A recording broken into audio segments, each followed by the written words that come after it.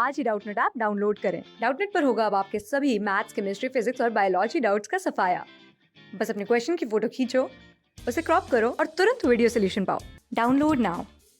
इस क्वेश्चन में हमें बोल रहा है कि एक स्मॉल ब्लॉक है जो फ्रीली स्लाइड करता है from top of a smooth inclined plane. तो ये मेरा स्मूथ इंक्लाइंड प्लेन है, यहाँ से एक स्मॉल ब्लॉक जो है वो फ्रीली स्लाइड करता है विदाउट फ्रिक्शन। ओके, स्मूथ है।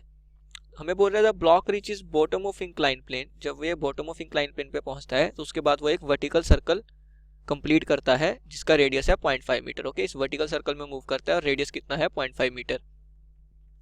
हमें बोल रहा है the minimum vertical height of inclined plane. Inclined plane की मिनिमम वर्टिकल हाइट कितनी होनी चाहिए।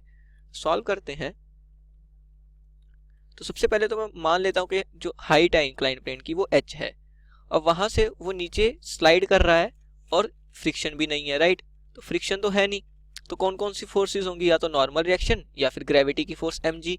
अब नॉर्मल रिएक्शन तो हमेशा पाथ के परपेंडिकुलर ही लगेगी क्योंकि उसका नाम ही नॉर्मल रिएक्शन है, राइट। तो डिस्प्लेसमेंट के हमेशा परपेंडिकुलर होगी। अगर वो डिस्प्लेसमेंट के हमेशा परपेंडिकुलर है तो वो वर्क तो कर नहीं पाएगी, राइट, क्योंकि वर्क का फॉर्मूला क्या होता है किसी भी फोर्स का, Fs cos थीटा, और थीटा मेरा क्या हो जाएगा नॉर्मल रिएक्शन के केस में 90 डिग्री, राइट। थीटा होता है फोर्स और डिस्प्लेसमेंट का एंगल, नॉर्मल रिएक्शन तो डिस्प्लेसमेंट के परपेंडिकुलर होती है। और cos 90 कितना होता है, 0 होता है। cos 90 0 है तो वर्क कितना हो जाएगा नॉर्मल रिएक्शन का, 0 हो जाएगा।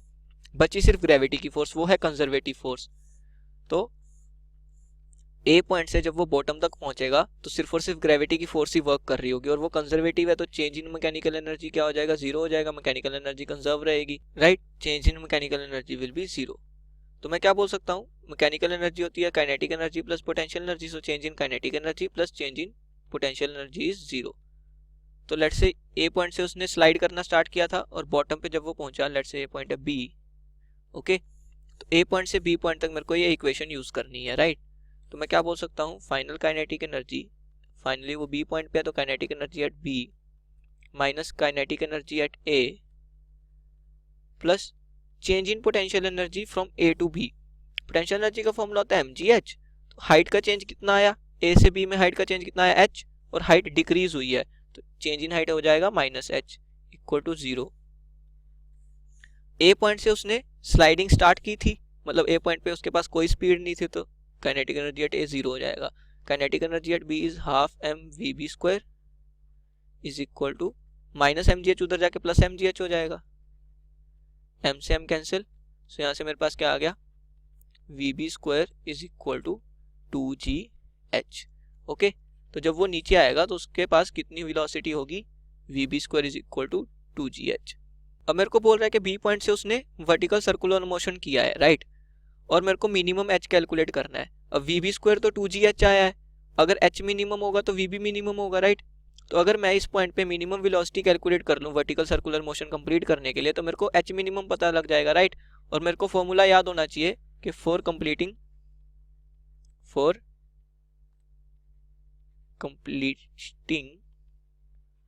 Vertical circular motion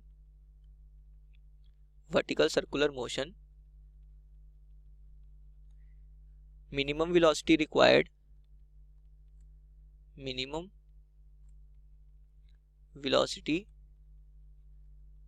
required at the bottom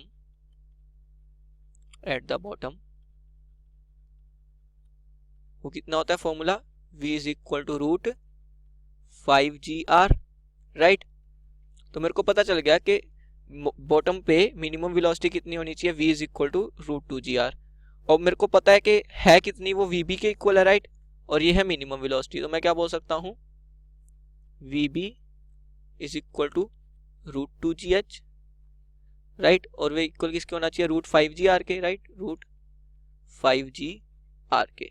okay, तो मेरी हाइट क्या हो जाएगी, मिनिमम हो जाएगी, बिकॉज ये क्या है, minimum velocity required at the bottom.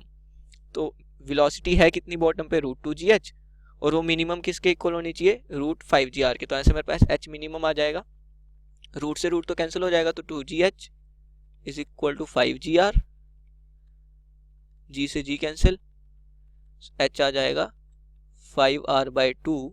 r की वैल्यू मेरे को गिवन है, r की वैल्यू है 0.5, तो 5/2 into 0.5 which is equal to, H आ जाएगा 1.25 मीटर। ओके, तो मिनिमम हाइट इंक्लाइन प्लेन की कितनी होनी चाहिए? Vertical height 1.25 metre. Thank you. Class 6 से 12 से लेके नीट, IIT, जेई मेंस और एडवांस के लेवल तक 10 मिलियन से ज्यादा स्टूडेंट्स का भरोसा। आज ही डाउनलोड करें डाउटनेट ऐप या व्हाट्सएप कीजिए अपने डाउट्स 8400 400 400 पर।